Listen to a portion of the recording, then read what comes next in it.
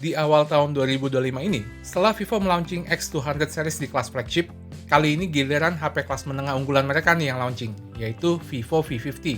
Langsung aja kita lihat, ada apa sih yang baru dari HP ini.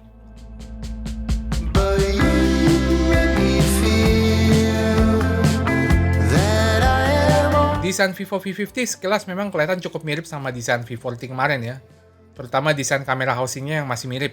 Dan masih terlihat premium juga pastinya. Paling sekarang aura light-nya diperbesar ya. Menurut saya desain kayak gini tuh masih cakep. Masih terlihat fresh karena sebetulnya masih baru juga. Tapi kalau dilihat secara detail lagi, memang kali ini ada yang berubah. Sekarang sisi samping bodi dan layarnya itu bentuknya udah mulai flat, tapi tetap ada sedikit lengkungan. Vivo sekarang mengadopsi rounded edge design yang baru. Jadi di frame sampingnya sekarang dibikin melengkung membulat gitu ya di semua sisinya. Ini tuh bikin HP ini kerasa nyaman dan ergonomis pas digenggam dalam waktu yang lama. Mau di posisi portrait atau landscape buat aktivitas apapun bakal nyaman ya.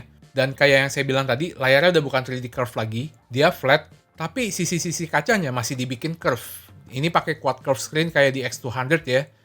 Pas saya bandingin sama X200 memang beneran mirip banget ya. Walau flat tapi masih bisa kasih kesan premium dan elegan. Dan bezelnya tipis dan simetris. Dari depan mirip banget lah sama X200. Oh ya, balik lagi ke desain bodi belakang. Unit yang saya pegang ini warnanya Harmony Red. Dia tuh merahnya agak tua ya. Yang lebih kasih kesan hangat ya, bukan merah terang yang berapi-api gitu. Ini cakep sih, dan yang saya suka lagi, dia tuh nggak dikasih finishing macam-macam. Polos dan menurut saya malah bikin tambah terlihat premium ya. Dan kayak biasa, V50 pakai material bodi kaca dengan finishing edgy glass yang halus banget dan nggak gampang kotor. Nggak lupa HP ini ada dust and water resistance ya, dengan rating IP68 dan IP69. Jadi bakal lebih tenang kalau dibawa basah-basahan, hujan-hujanan, atau berenang ya. Nah, ada sebuah fitur menarik tapi bakal saya bahas di bagian kameranya nanti. Kita ke layarnya dulu. Panel AMOLED yang dipakai V50 ini kurang lebih masih mirip sama V40 kemarin. Warnanya bagus dan kaya ya, karena dia udah 10-bit dengan color gamut DCI-P3 yang lebar ya, standar cinema. Udah support HDR10+, brightness-nya juga cerah, HBM-nya di 1300 nits, dan peak brightness-nya bisa hingga 4500 nits. Pas saya tes di kondisi terik, masih aman sih, masih kelihatan cukup jelas, dan dia ada fitur kayak vision booster-nya gitu ya. Masih smooth juga di 120Hz. Ya, Vivo masih kasih kualitas panel yang jempolan lah buat di kelasnya. Walau resolusinya sekarang bukan 1,5K lagi ya, dia jadi Full HD+. Dan sama sekali bukan masalah, karena masih tajam kok. Saya pakai HP juga sering turunin resolusi ke Full HD+, ya. Tapi Vivo kasih upgrade di kaca pelindungnya. Dia tuh sekarang pakai Diamond Shield Glass yang dibikin bareng sama Schott ya, perusahaan Jerman. Katanya ini bisa 50% lebih kuat dibandingkan pelindung kaca yang kemarin. Ke bagian hardware, Vivo V50 pakai chipset Snapdragon 7 Gen 3. Ini udah beberapa kali kami bahas ya, yang pasti buat di kelasnya chipset ini mantep sih. Menurut saya, ini chipset kelas menengah yang paling imbang antara power, suhu, dan efisiensi daya. Jadi maksudnya dia tuh powerful dibandingkan beberapa chipset pesaingnya. Tapi masih lumayan awet dan nggak cepet panas juga dibandingkan salah satu pesaingnya ya. Dia balance lah. Pokoknya dipakai buat apapun mantep, kerasa smooth. Terus buat gaming juga nggak usah ditanya. Powerful lah buat di kelasnya. Kayak PUBG bisa main di settingan SDR Extreme. Ini tuh kayak settingan di HP flagship yang dulu ya. Di HP ini bisa stabil pula main di settingan rata kanan ini. Oh ya, speaker V50 juga udah stereo ya. Baterai HP ini juga sangat besar. Dia pakai 6000 mAh Blue Volt battery ya. Tapi bodi HP-nya masih bisa tetap tipis ya. Ini karena dia tuh density-nya padat ya. Makanya kapasitasnya bisa lebih besar. Nggak perlu takut ngecasnya lama, karena udah support 90 watt flash charge juga, yang chargernya masih dikasih sama Vivo. Vivo V50 udah langsung pakai Vantage OS 15 terbaru yang berbasis Android 15, dan dijanjikan update selama 3 tahun software plus 4 tahun security. Nah, Vantage OS ini makin enteng deh dan terasa makin smooth. Kayaknya kali ini optimal banget gitu. Tapi yang sebetulnya spesial adalah Vivo V50 sekarang udah dilengkapi dengan fitur Vivo AI. Dan saya nggak nyangka Vivo bawa fitur AI sebanyak ini ke V50 ya. Jadinya mirip-mirip sama di X200 series. Udah pasti ada AI eraser, tapi kali ini upgrade ke versi 2.0 yang sama kayak di X200. Dan performanya buset deh, dia maskingnya pinter, terus hapus objeknya juga cepet. Enak lah dipakai buat hapus objek mengganggu. Kayak ini contohnya nih, kemarin ini saya nggak sengaja ketemu teman lama yang udah 5 tahunan nggak ketemu ya, terus selfie bareng, ada yang photobomb di belakang. Nah ini hapusnya gampang nih. Terus ada AI Circle to Search yang pakai Google Gemini. Nah, karena Gemini 2.0 udah support multimodal, jadi selain gambar, kita bisa search teks ataupun audio. Bisa cari tahu musik di dalam video juga ya. Tombol power HP ini juga bisa dipakai buat akses ke Gemini. Nah, kan Gemini-nya udah makin canggih nih, udah support multimodal dan bisa integrate ke banyak apps juga. Jadi ada banyak fitur keren juga, contohnya kayak gini. Minta resep makanan ini dan catat ke dalam notes. Baik, sudah saya simpan sebagai resep ratatouille.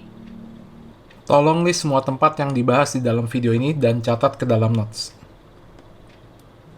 Baik, saya sudah membuat catatan yang berisi semua tempat yang disebutkan di video.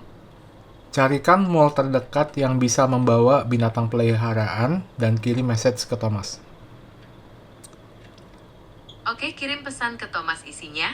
Ada beberapa mall yang bisa membawa binatang peliharaan di dekat sini. Berikut daftarnya. Mall of Indonesia di Jalan Boulevard Bar. Ada juga AI Live Text buat ekstrak teks di dalam foto. Terus ada AI Transcript Assist yang bisa convert rekaman audio jadi teks. Dan kita bisa summarize lagi ya.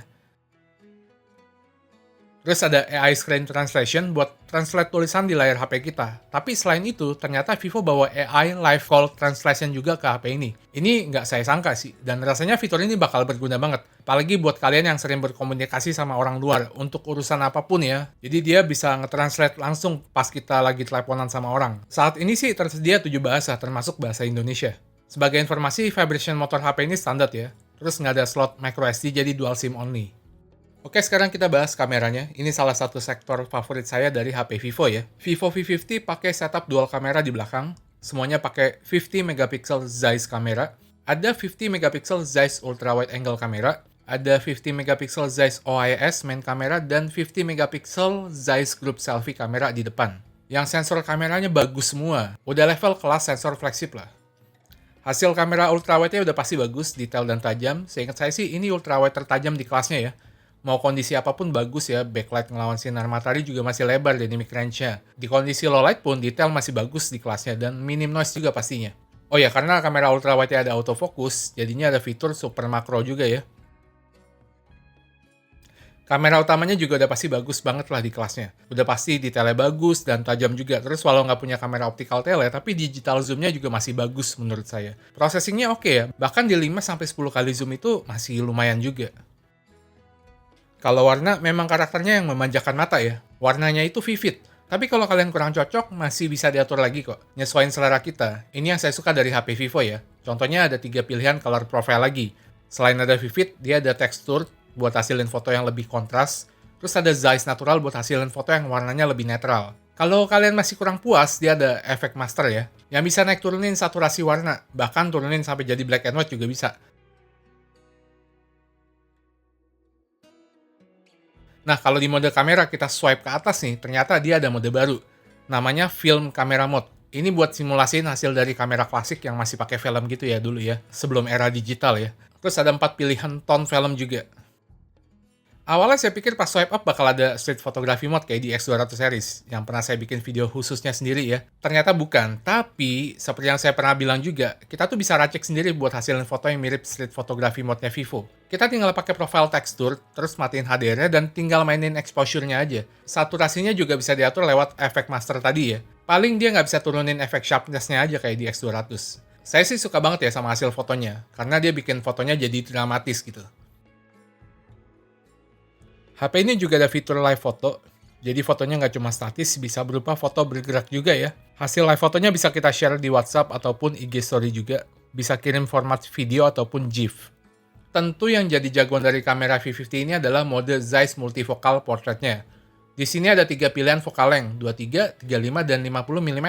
Dan pastinya ada 7 pilihan Zeiss Bokeh Style, yang bisa simulasiin beberapa karakter bokeh lensa Zeiss yang ikonik, kayak biotar, B-speed, sonar, dan lain-lain ya. Performa low light-nya juga udah bagus banget buat di kelasnya. Detailnya masih bagus dan minim noise, termasuk di kondisi extreme low light. Di kondisi ini kita bisa manfaatin fitur AI Aura Light Portrait 2.0-nya juga ya. Terus saya juga nemuin 4 filter baru yang manfaatin AI Aura Light-nya ini. Nah yang baru ternyata ada Underwater Photography Mode. Jadi kan HP ini udah ada rating IP68 dan IP69 tuh. Jadi sekalian bisa buat ambil momen di dalam air. Hasilnya pun nggak saya sangka bagus loh. Di sini kita juga bisa pilih mau pakai kamera ultrawide atau kamera utamanya ya. Terus buat foto selfie di dalam airnya juga bagus. Jadi pas masuk ke mode ini, kita kontrolnya pakai tombol fisik ya. Soalnya pas masuk ke air, biasanya touchscreen-nya jadi kacau tuh, karena di dalam air ada tekanan ya. Tombol volume up buat ambil foto, volume down-nya buat rekam video, tombol power buat matiin layar. Kalau mau exit tinggal tekan tombol di bawah ini. Setelah itu ada pilihan water rejection, jadi bisa keluarin air dari lubang speaker lewat suara ya. Kamera selfie-nya di kondisi apapun juga bagus ya, saya suka ya. Ada autofocusnya pula. Terus ada mode portrait dengan Zeiss bokeh style yang sama kayak kamera belakangnya. Untuk perekaman video, semua kameranya bisa rekam hingga resolusi 4K 30fps, termasuk kamera selfie-nya, dan di Full HD bisa rekam 60fps. Ini juga di semua kameranya bisa ya. Hasil perekaman videonya bagus, terlihat tajam. Di kondisi low light, saya lihat juga masih sangat lumayan ya. Paling kalau di kondisi ekstrim low light yang sangat minim cahaya baru kelihatan noise-nya, tapi ini mah wajar banget lah. Bisa rekam video portrait juga, ada pilihan Zeiss Cinematic sama Natural. Kalau rekam sambil jalan juga aman ya, karena dia ada video stabilisasinya juga. Pas saya tes sih stabilisasinya jalan di semua resolusinya, di 4K jalan, Full HD 60fps juga jalan. Jadi itu dia Vivo V50. HP ini dibanderol dengan harga mulai dari Rp6.499.000. Itu yang varian 8256GB ya.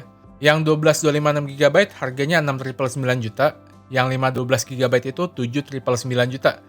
Menurut saya ini harganya masih oke kok, terutama pas lihat harga HP baru dari brand pesaingnya. Saya sih suka sama Vivo V50 ini ya, karena V-series ini makin kesini makin terasa all-rounder. Plus punya kelebihan Zeiss kamera yang mirip seri flagshipnya. Terus Vantage OS-nya juga mulai bikin makin nyaman nih. Apalagi, Vivo bawa fitur Vivo AI yang berguna juga ke HP ini.